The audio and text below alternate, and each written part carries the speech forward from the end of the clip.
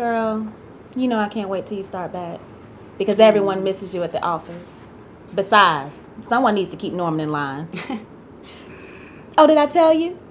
They opened up a new shoe store down the street from the office. When you get back, we'll have to go check it out. Who cares about new shoes? As soon as you're back. It's only been 2 months. And you know what else?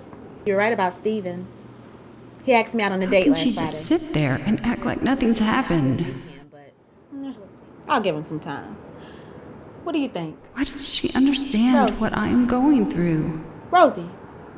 Oh, yeah, that's nice having a new shoe store right around the corner from the office. When it opens, we'll have to go sometime.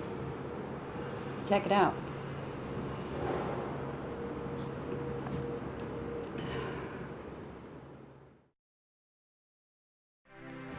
Did you know that every fingerprint is different? Even identical twins who naturally have identical DNA have unique prints. In many ways, your grief is like a fingerprint. It's unique. And just as you leave fingerprints on the things you touch, grief's touch leaves a unique print on you. That's why, as you grieve, you'll face challenges that others won't. In our last session, we shared some of the unique factors that influence your grief. Today, we'll continue that discussion. We'll explain how your relationships, past and present, can complicate your grief. Welcome to Grief Share.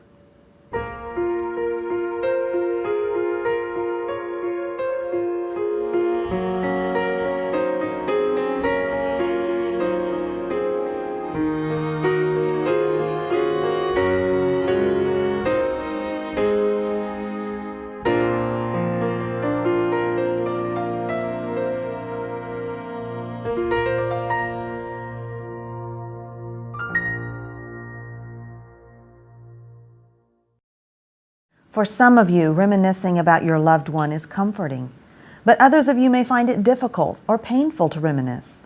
You grieve relationships that were far less than perfect. They were painful. I didn't have a happy childhood. My mother was a very strong disciplinarian, and I resented that. I didn't understand why'd I have to get beaten, whooped for everything in life. So I carried this anger, and after she died, you know, if Mama came up in conversation, I would just remember all the nasties, all the feelings and all the things that weren't fun, and I would recite them. Conflicted relationships are grieved differently. If you're grieving one, you need to be prepared for what to expect. In any relationship, there's some ups and some downs, and that's just the reality of life. You know, even when you think about the funeral and they're going on and all these wonderful things about the person who died, if that's not been your experience and you had some difficult times with that individual, you may feel a little conflicted as you sit there saying, you know, who do I talk about? You know, who do I talk to about the fact that, you know, we fell out last time I talked to this person, or they weren't that nice to me. And so as you're going through the process and you're experiencing all these emotions, it's just important that you deal with what you feel in that moment. You know, sometimes people who had complicated relationships maybe were on the brink of thinking they were going to end the relationship, or who just really didn't like a lot of things about their spouse, think that they don't really have to grieve because now their problem is solved. Now this person is not here. So that really is a fallacy. All of the things that have layered in the relationship that are problematic or that were conflictual really have to be worked through. People that have had relationships that have been troubled have often a lot more regret, a lot more guilt, a lot more anger to deal with than somebody who had a more traditionally happy, healthy kind of relationship.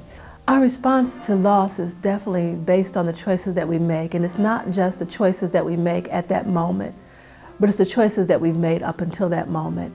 It's the choices that we've made in the relationship with the individual that we've lost. It's the choices that we've made based on issues of forgiveness and reconciliation. When we experience the loss, it's the choices that we make right then and how we handle our grief and how we process it that will carry us into the future. And one day God looked at me and he said, honor your father and your mother. And I said, but she's dead. He says, no, you honor your father and your mother. And it hit me like a ton of bricks. she's dead and I'm not honoring her. And from that day on, I don't talk about the negatives. You know, that was a good healing thing. Part of that healing process for me is realizing that my Heavenly Father meets those needs that my earthly father couldn't meet. In other words, not looking for something from your loved one that is past that you'll never get from them. And so I think that, for example, when we can put our arms around a Heavenly Father that we know loves us, and one way to do that for me, because see, I couldn't do that with my own dad.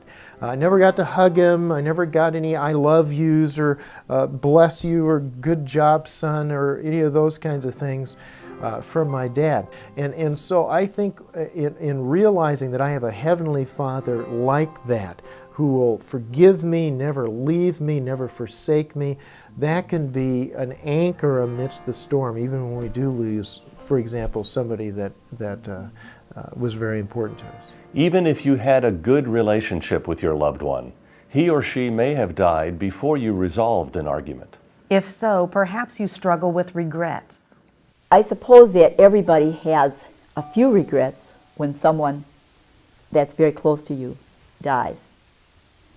You know, I wish I had expressed more of my love and concern for that person. I wish I would have taken more time to visit and not have been so busy with my life. And sometimes, you know, I really treated this person wrong. Once in a while, it's the last words I said were in anger. Sometimes it's even deeper than that. But it's important to realize that we cannot go back and we can't redo it. Maybe a person had a really pretty happy and healthy relationship, but the person died suddenly and there may have been a little argument or some misunderstanding in the morning when that person left for work. And often a person feels so regretful and so guilty that why didn't I tell that person I loved him, and why didn't we solve that before he or she went off to work? And I think it's important for the person to also be able to look at what was the normal course of solving those things in a relationship, and to begin to have some trust and confidence that, you know, if he or she would have lived, we would have worked that out just like we worked out all other conflicts. And then to be able to eventually get to the point of letting that go. If your relationship ended poorly, you may feel guilty or bitter. Forgiving as God forgives and accepting His forgiveness are keys to moving forward. Let's make sure you understand what God says forgiveness is and how He's demonstrated it. So forgiveness is canceling a debt. Someone has sinned against you, you cancel the debt, and the implication there is that you're absorbing the cost. So you're not going to bring it up to yourself and dwell on it. Promise two, you're not going to bring it up to other people and make the person pay by gossiping about them. And you're not going to bring it up to them in an inappropriate way and continue to make them pay for the offense. While forgiveness is easy to understand, you may find it difficult to do, especially when it involves someone who's died. This advice may help. Forgiveness is always part of grieving. First of all, you usually have to ask God to forgive you for something that you did or said that wasn't right to the person who died. Then often you have to forgive your departed one for having treated you really bad or having done something really bad against you. If a loved one sinned against me, they died before I was able to approach them so that we couldn't have horizontal reconciliation, there still is an appropriate place for me to forgive that person, even if they're not alive, before God. This person sinned against me. While they're not around anymore, I won't have to deal with them personally. I still, before you, Lord, forgive this person for what they've done. Now, that doesn't mean that we condone the action or we say that it's okay, but at least it's a clearing of our own heart and our own conscience to say, I'm not going to hold it against you any longer. I'm going to clear my life and my heart, and I'm going to move on. If you're struggling with forgiveness, Ask yourself this question. Could it be that your refusal to forgive your loved one says more about you and the state of your own heart than it says about the one who caused it? In the parable of the unmerciful servant in Matthew 18, Jesus gets to the end of the parable and he says, you know, if you don't forgive, then it's possibly an indication that you haven't experienced God's forgiveness yourself. And I'm not trying to imply that it's not a struggle to forgive. You know, if you struggle to forgive someone, that's an encouraging sign. But if there's an outright refusal to forgive other people for minor offenses or even a major offense, if there's an outright refusal to do that, then Jesus is saying quite possibly what it's showing is that you don't know the forgiveness that was purchased through His life, death, and resurrection. The Bible says, as Christ has forgiven you, you're to forgive other people. God is perfect, and He forgave me. Who am I to say, well, I'm not going to forgive that other person. He doesn't deserve it.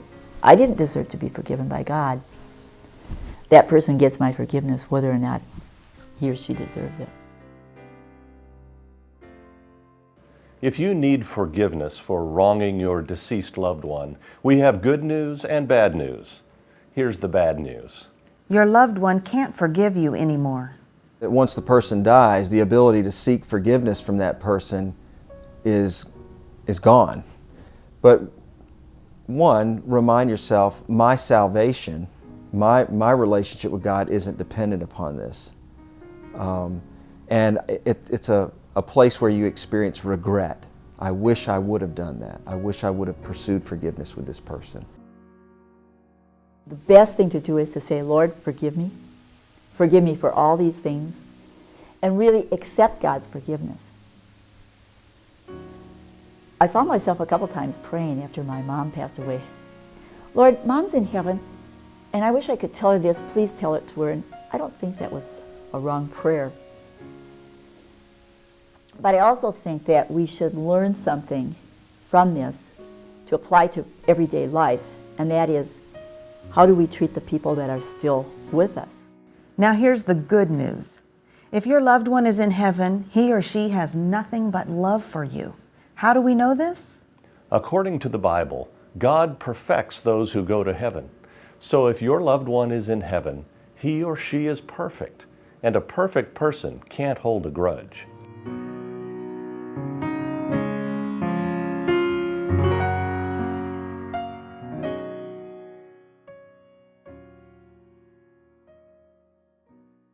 Even though we're instructed to forgive, doing so doesn't mean that we will never wrestle with bitterness or anger. That's why it's important to remember that forgiveness is a process. I make a choice, I make a decision through the empowering grace of Christ to forgive someone, but I'm going to continue to struggle possibly after I've made that commitment, because I don't just simply forget what's been done to me. And depending on the severity of what's been done to me, that's going to determine how easy it is for me to not think about it regularly. Before we move on, we want to share one last thought about forgiveness. Overemphasizing forgiveness as a process or an event can impede true forgiveness from occurring. When you fail to understand forgiveness as an event and as a process, you can move in two very different directions. One is the direction of guilt. I thought I forgave this person. I'm still remembering the hurt that they caused me. And they may think, oh, I haven't forgiven them, because if I've really forgiven them, then I wouldn't have these thoughts. The other direction is you can move in the direction of bitterness, but you don't even know it, because you were continuing to hold on to things that you thought you had forgiven.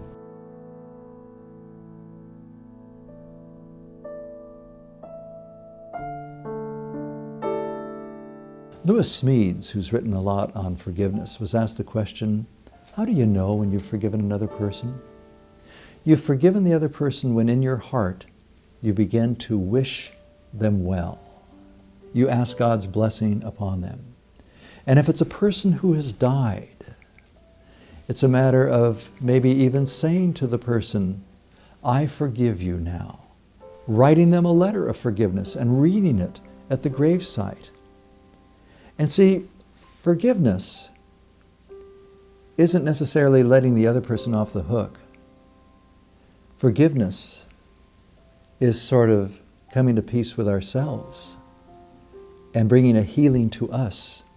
Because if we don't forgive, that means we're carrying resentment and bitterness, and that begins to eat away at our body and our mind. And so forgiveness is not just for the other person, but it's for us as well. And it's also fulfilling what we've been asked to do in the New Testament. Prosecutors use fingerprints to bring criminals to justice. Sometimes those of us who are grieving wish we could fingerprint some of the people who try to comfort us so we could use their prints to prosecute them for cruel and unusual encouragement. Some of them will say, well, you know, you're not the only one that has lost a husband. You've got to get out of it. Yeah. How does that feel? That makes you feel kind of bad. People would say, we're praying for you, or I'm trying to think, maybe if you need to just trust in God, and I think some days I wanted to stand up and say, I know that. I got that part, okay? I know I'm supposed to trust in God. I know that I'm supposed to do that, and it still feels just as bad as it felt yesterday. At Myron's funeral, a woman came through and she said, well, she said, at least you won't have to potty train him. And I thought, oh, dear lady, I potty train 10 2-year-olds if I could have my son back. And that was really, really hurtful, and it made me angry. But I talked with her later because I felt she should know that those kind of things are not acceptable to say to a grieving mother. And she asked forgiveness, and we have a good relationship. Well, God needed another smile in his garden. And I said, so he could give us a frown down here? To me it didn't make sense that God would take someone so that they could see their smiling face. Some of your friends won't understand what you're going through. And others won't have time for you. As common as this is, it doesn't make it any less painful. You just didn't feel like anybody could understand. And I think a lot of the emptiness, it's a pain that is so earth-shaking that it's really, really hard to even describe to someone. I did feel sometimes when the pastor was preaching, and he preached like he always preached, sometimes I felt like, you don't understand, Pastor, you don't understand how it is. But he did, but he couldn't preach, directly to me. And I had a couple of Sunday school teachers that took things in the wrong way. I think maybe they thought that I was trying to get sympathy or empathy, or I don't know if you would even call it notoriety out of this, because, this is something that doesn't happen often. 2 people losing 2 parents at one time. What's worse than insensitive remarks from your friends? People who misuse the Bible to comfort you. This can leave you feeling guilty for grieving. A verse someone may have misapplied to your situation is Romans 8:28. It reads like this: we know that in all things God works for the good of those who love him, who have been called according to his purpose. If there's any passage that everybody knows, it's Romans 8:28. And I suspect people who have gone through bereavement have heard it before and they've hated it. In the midst of suffering, God is doing this good work in our lives. Well, it doesn't feel good, and it doesn't feel like something you should be thankful for. And people use it as, we should be thankful for everything. Everything works together for good. As if to say that Romans 8:28 is a kind of band-aid that should cause us to wipe our tears away and not grieve anymore. I don't believe it was given for that purpose at all. I'm going to suggest to you that the key word in Romans 8:28 is the word good. For we know that all things work together for good. As soon as I say that, a question arises. How can you say that the death of a child is good? May I say to you, those things are not good. Romans 8:29 gives away the passage a little bit more. It tells us what the good is. The good is we're going to be looking more and more like Jesus Christ. Now here's the problem for me. There are times in the midst of suffering where the only good I can imagine would be the alleviation of my suffering, would be the resurrection of the one that I lost. That's the only thing I can imagine that's good. But apparently there is an even greater good, that somehow the Spirit of the living God is going to make me look more and more like the person I was intended to be. What God does is He uses tragedy, heartbreak, and difficulty as part of that shaping process to make us and mold us into the image of Jesus Christ. So in that sense, Romans 8:28 is true. He uses the worst things that happen to bring about that which is good, the shaping of the character of Jesus Christ. Somehow, what I need is the body of Christ in the midst of my bereavement to remind me, to help me to believe that that is good. And I want them to pray for me. I've asked people to pray these things for me in the midst of hardship at times. Could you pray that I would truly believe that being conformed to the image of Jesus Christ is the greatest thing in life? Remember, Bible verses are not pain relievers, so reading them won't automatically remove your pain. Instead, God's Word helps to put your pain in the context of His own story. It reminds you that there is purpose and meaning in your suffering, and gives you confidence that the day is coming when death and suffering will cease.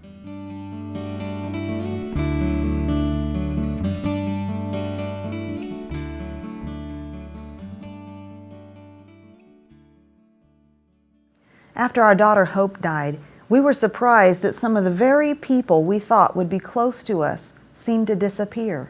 You've probably experienced similar disappointments with some of your friends and family. It's really hard to share you've lost a child. Most people become very dumbfounded when you tell them. They become very silent. They're so afraid they're going to make you feel worse. Some people even separate themselves from you. They're really uncomfortable by it. You know, like you have cooties or you're going to jinx them into losing a child. I mean, it's amazing the gamut of responses you get from people. There's only a select handful of friends that want to acknowledge what we've gone through, and everyone sympathizes and understands, but this is a hard thing, a very hard thing to be brought back to. This is why people retreat. So why are people so insensitive? One reason is many people have never dealt with grief firsthand, so they're unable to empathize with you. I think the people around us don't understand grief unless they've been through it themselves. And they think it's like everything else in our society. It can be fixed quick. We can go through it quick because that is the theme of our society. Have it now, have it over with, let's move on. It's not only that, but they're uncomfortable because you're not the same person. You're not responding the same way. I'd like you back the way you were. And so whether they say it or not, they'd like to fix you. And if they see you smiling at work, they say, oh good, you're getting back to your old self. Whereas that smile might be just for the moment, it might be a pretense, but they don't know how deeply you're hurting inside. As one person has shared with me time and time again, Norm, at work, they just don't get it. They just don't understand. It's like I have to explain to them every month, here's where I am. And they say, oh, it's like they don't remember. Here's another reason your friend, family member, or your spouse may not be able to comfort you. Doing so would force that person to confront his or her own grief. My wife, for an example, when her grandmother died, I was like, hey, she's dead, let's get over it. And it hurt her that I responded that way, but out of my own hurt, because I didn't want to touch anything with grief because I know it's going to stir something up in me in that area. And it hurt my relationship with my wife when she was grieving her grandmother. One of the most painful things I experienced in my grief was receiving a letter from an old friend who sharply criticized how we dealt with Hope's life and death, accusing us of not really loving her.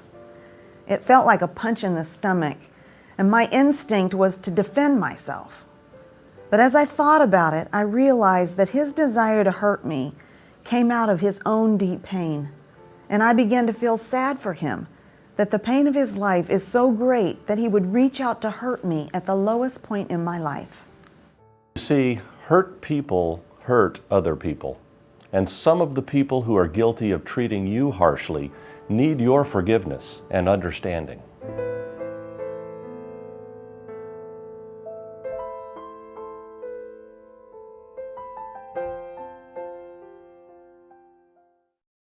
When I'm tempted to condemn others for being callous, I remind myself that before Hope died, I oftentimes avoided people who experienced a loss. I figured that there were so many people speaking to them that they wouldn't realize that I hadn't said anything to them. But now I realize that you do remember who has said something and who hasn't. I'm just as guilty. And truth be told, before you suffered loss, you were probably just as clueless about the pain of grief as some of your friends are now. You may have avoided a grieving coworker, a church member, or maybe you spoke words of comfort that actually caused someone pain. I remember one day in the hallway at church, a woman actually came up to me, took me by the shoulders and shook me and said, "You need to cry." And I wanted to yell at her, "I cry all the time," but I didn't, I went on. But I avoided her for a while. I was just upset with her, and when I'd see her, I'd kind of walk the other way. And then I stopped and I thought, what, she meant well. She didn't realize what she was doing and how invasive it was. And I just need to let that go. I need to release it. I don't need to tell her, and I need to not avoid her and be kind to her, because people do mean well. They're very uncomfortable and they don't know what to say. So sometimes they just, they put their foot in their mouth and they don't mean it, and we need to be gracious and say thanks and go on. If your friends or comforters have wronged you, you shouldn't hold a grudge against them. Instead, you need to forgive them. I think forgiveness is very important during the grieving process. For me, sometimes when people didn't know what to do, so they didn't do anything or didn't say anything, or maybe had said something that was a quick fix or that was hurtful to me, I realized that that could be a stumbling block to my healing of going through the grief process. So that is something that I had to realize that was part, I needed to forgive them to move on. And I have talked to other people where they really did get stuck there because they were so hurt that they didn't grieve. They were stuck in people being insensitive and the church not being understanding. So the forgiveness part is very important for us to continue to allow God to heal us. When we're offended, it's easy to focus on what was done to us. But when we do that, we fail to see our contribution to our problems. So before you lash out at a coworker or vow to never speak to your best friend again, make sure your expectations of your comforters are realistic. In 1981, Rick Billingsley's wife, Marcia, was killed in a car accident. We were struck broadside by a drunk driver at an intersection here in town, and everyone in the vehicle was injured, and she died from her injuries. The accident left Rick in a coma for 6 weeks. When he came out of it, he learned that he'd lost more than his wife. I actually lost part of myself. I lost all myself. After the coma, I could not remember very much. I had to learn everything, just like a little baby learns things. While Rick was in the hospital, his in-laws moved in to take care of his daughters. In the course of making themselves at home, they rearranged the home. When Rick returned home, he was shocked. And I started trying to recover. I could remember very, very little about my former life. And I was sure that walking into the house and seeing how things were set up for me and my wife, that would help me remember things. So I blamed them, besides God, for my memory not returning like I thought it should. For 20 years, Rick held a grudge against his in-laws. God used Grief Share to give Rick a different perspective on his in-laws' actions.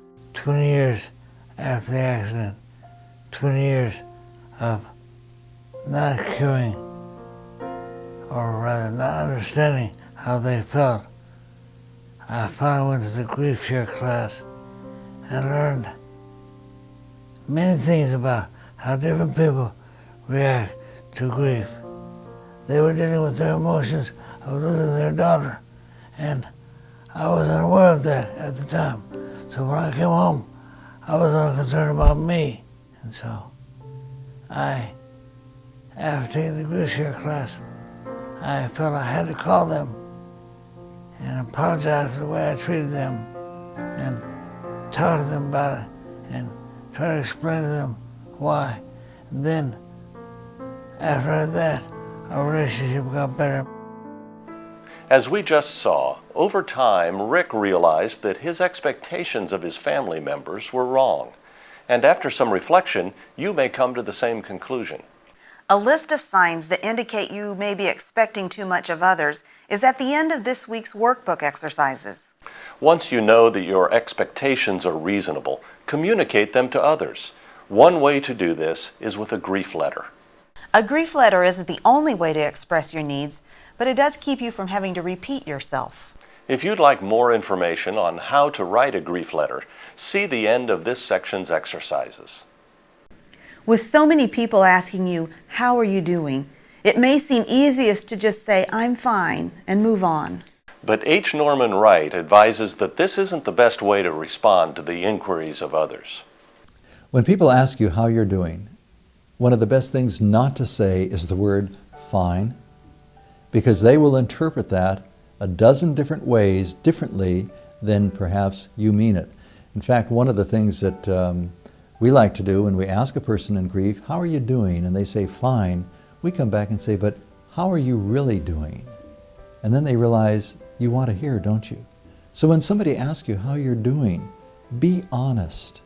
"I'm having a difficult day. I've really been struggling today. Today, on a scale of 0 to 10, I'm probably at a 3, and I appreciate you asking where I'm at." Be honest. Sometimes you get so frustrated that you dump your problems on other people. This is often done to make others feel bad, but it isn't a good move.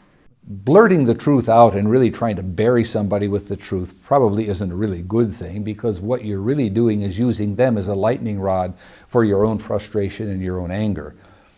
I think it's very important to be honest. So if somebody says, "How are you doing?" I used to then get to the point of saying, "Are you just asking, or do you really want to know?" Because if you really want to know, then let's sit down and I'll tell you how I'm doing. Otherwise, I'll simply say, "Well, it's not a good day. I'm feeling pretty badly today," or "I'm very sad," or "I had a better day yesterday, but I don't know how it's going to go today." And to respond in at least some simple but truthful ways, rather than simply shrugging it off and saying, "I'm okay." A few weeks after our daughter Hope died, I was walking from one building at our church to another, right past the nursery. Just then, 4 women with babies born around the time Hope was born came walking toward me. And I'm not sure who wanted to turn around and run the other direction more, them or me. During your grief, you will often find yourself in awkward situations. When you do, you have 3 options. First, you can let everyone walk on eggshells around you. But this isn't fair. Just because you've lost your loved one doesn't give you the right to steal joy from those who haven't. Second, you can wait for them to do or say the right thing. This is also unfair, because it puts them in the position of having to read your mind. And since your grief is so unique, it's unlikely that anyone will know exactly what you need said or done. Third, you can extend yourself and try to make people comfortable around you. This is the best choice. You may think it's unfair that you have to make others comfortable. And honestly, it is. But by now we've learned that life isn't fair, haven't we? That day at my church, I realized it was up to me to let these other moms know that I wasn't going to avoid them. But in fact, I wanted to enjoy them and their children. So I stopped and I spoke with one of the women and stroked her child's hair as the other women walked by. And honestly, then I went to my car and cried. Making others comfortable isn't going to be easy, but in time you'll see that the benefits outweigh the alternatives. But keep in mind that when your grief is fresh, you may not have the energy to reach out and make others comfortable, and that's okay. But as your strength returns, you'll be better able to do so. In fact, you'll find that making people comfortable is what actually helps you move forward in your grief.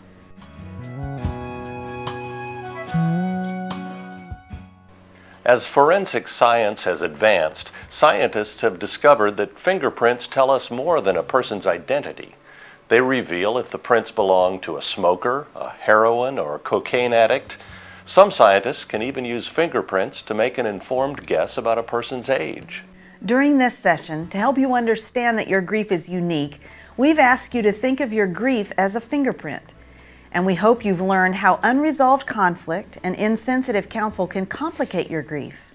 But taking the analogy of your grief being like a fingerprint one step further, ask yourself, what can others learn about me by the way I'm grieving? More importantly, what can I learn about myself? In the coming weeks, we'll try to help you answer those questions. For now, it's important to be aware that you can learn a great deal from your grief, and others will too. If you want to hear from others who are learning from their grief, sign up for our free email devotionals. Each day, you'll hear from others who have reflected upon their journey of grief and are the better for it. For more information on how to sign up for your free daily email devotional, talk to your group leader or log on to our website, griefshare.org. In the next session of Grief Share, we'll discover God's prescription for grief. Facing pain obviously hurts, but pushing it down, it doesn't make it go away. Be honest with God. You know, we tend to try to fake Him out. I'm angry at Him for a reason, something didn't work out, someone died, someone's sick, but then I'll go into prayer and I go, oh, I love you, Father, I praise you, Father. I think He just sits up there and He laughs. Weep freely, share your anguish, your heartache, your sorrow, but always with the joyful assurance, Jesus is with you. Don't miss the next session of Grief Share. Thanks for joining us. We'll see you next time.